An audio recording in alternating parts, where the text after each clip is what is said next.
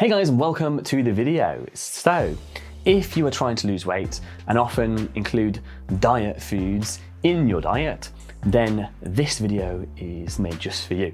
So, it's very common to see foods aimed at dieting, right? So, different names, there's hundreds, thousands of products out there. So, healthy treats, fit versions of things, low sugar, zero sugar, low carb, all those kind of things. I said healthy already, right? So you know what I mean, that kind of stuff. And in this video, I'd like to focus on some mindset kind of things around including foods like this in your diet and what it does to you and how it holds you back. So let's get into the video. And actually, just before we start, I'll give you an idea of like some of these kind of things. I'm sure they're obvious because there are thousands of things out there, but it could be things like Fiber One brownies. You might have seen those, or things like diet versions of drinks, so like Coca-Cola, Diet Coke, things like that. The Halo Top ice creams. So those are some examples.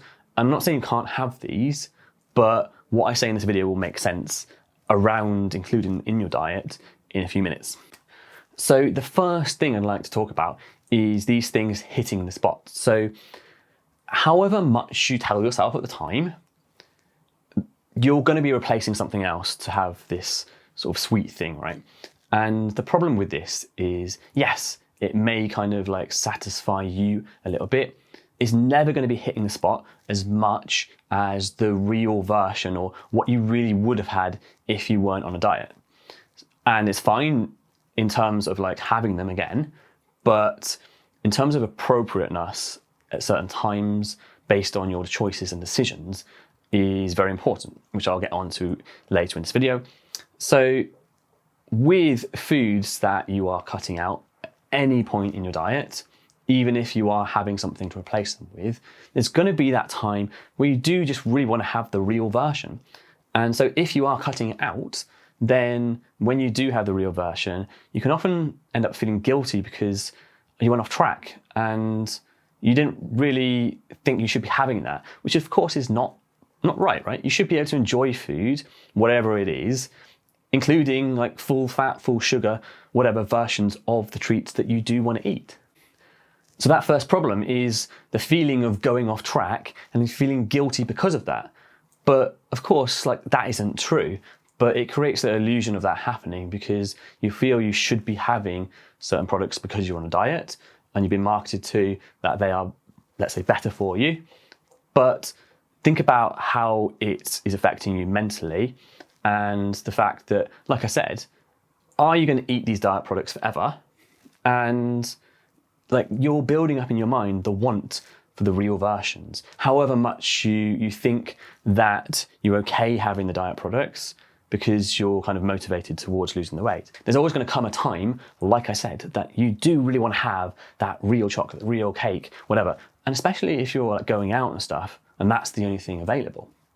And this leads me into reason number two, that because they don't hit the spot, you often end up eating more of them because, well, number one, they're not hitting the spot. Number two, you think like it's okay because like they're lower in calorie and you can.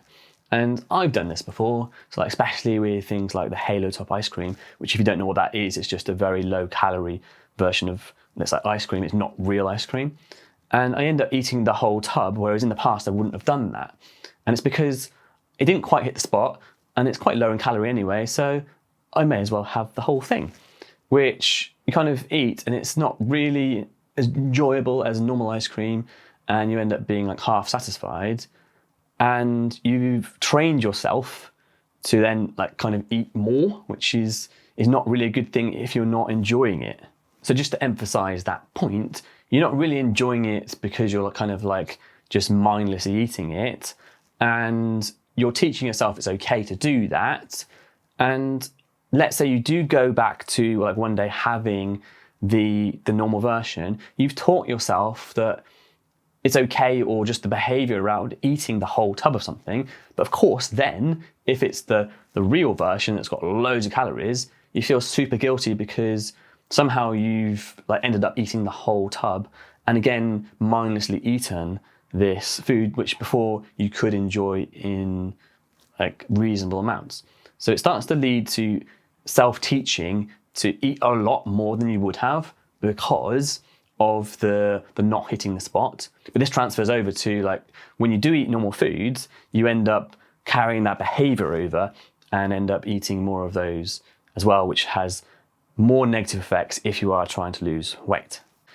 And reason number 3, I think most importantly, is that you are keeping the binge pathways open in your brain. So let me explain that. So there are no good and bad foods, just appropriate and non-appropriate times or foods to eat based on your circumstances and your goals, right? So someone that has a different goal to you could eat more and different things.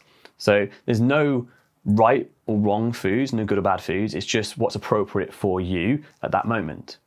And so the problem with this is that most people often violate their decisions around food. They often break promises to themselves because they don't know how to control their urges and cravings.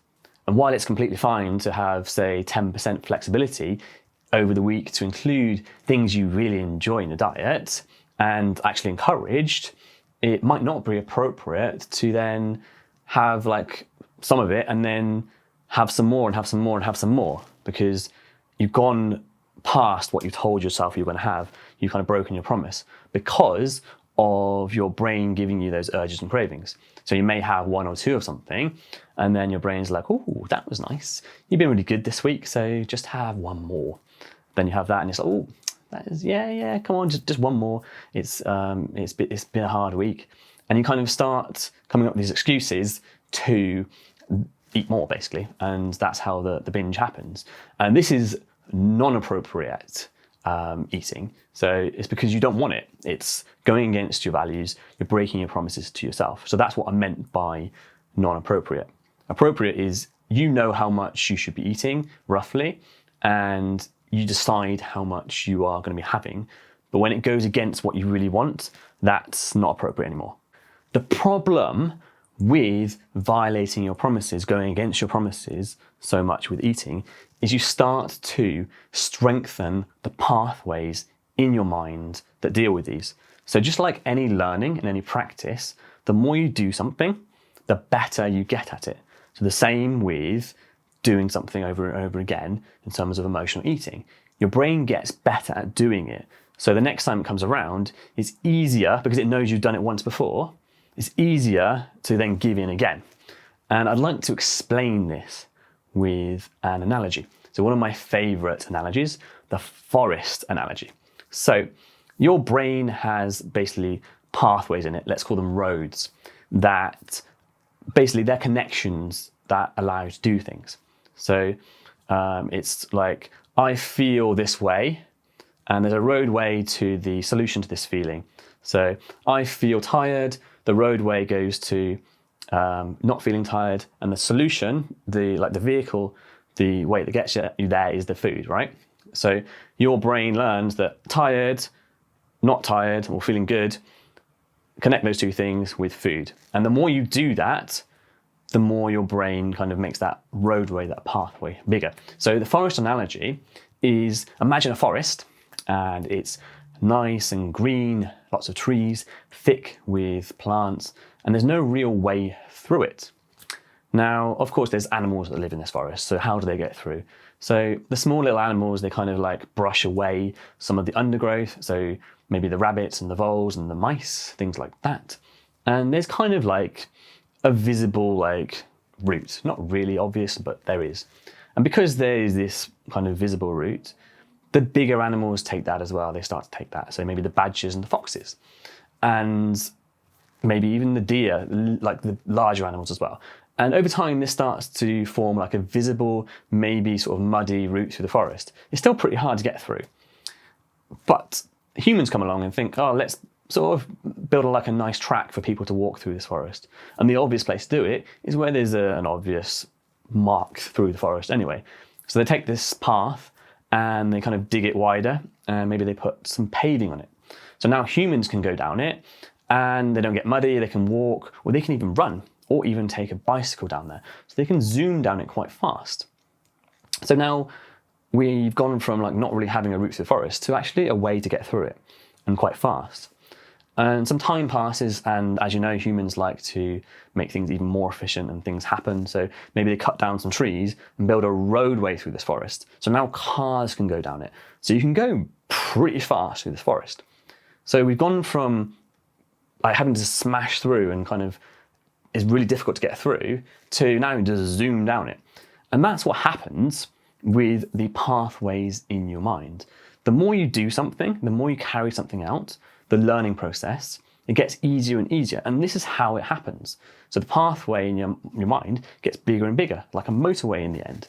So it becomes super easy to do things, good and bad things. So in terms of emotional eating, the more you kind of break your promises to yourself around food and let these things like, oh, I'll just have one more, or you being good, that kind of thing, you sort of follow through on those actions and you break those promises to yourself in terms of, I didn't really want to have that. These pathways get really, really easy to use, and your brain is just like pushing them all the time. And that's why it becomes very, very easy, very, very easy to actually emotionally eat. And you can feel lost and you kind of don't understand why it's so easy, when before your life was a lot easier and you didn't have this problem. It's because you've created this without realizing it. So enforcing these emotional eating pathways through your brain is one of the big problems with going for these diet foods, in a sense of quite often you're having them when you don't really want them, but at the same time, they're not having a big impact on you physically because they are lower in calories. But the problem is that you are stimulating and enforcing these roadways, these pathways in your brain, because you are going against your promises. Again, they're not having a big impact on you because they're lower in calories, but they're creating this background problem, which when you do come to eat the normal versions of food again, the problem has been cemented, and then you can't control yourself over eating things like chocolate and cake and things like that. And then they do have repercussions on your body in a bigger sense because they have more calories in them. And you feel guilty again, and it's this big cycle. So it's really important to be able to understand and exercise your values around food and live in accordance to what you think is appropriate without enforcing and making these pathways bigger. And so this is one of the things I teach my clients to do. And obviously not everyone is a client and wants some extra help. So I have opened a Facebook group just for women who have emotional eating issues, binge eating issues, get cravings, sugar cravings, things like that. So every week in this group, I am posting a live training helping you with emotional eating. So if you would like to be part of this group, feel free to join down below. I have put a link. And so for now, let me know. Do you eat certain diet foods, and do you find that they do cause problems? Let me know your experiences. Let me know if you agree with what I said in this video. Like, as always, and subscribe if you haven't, and I will see you in the next video.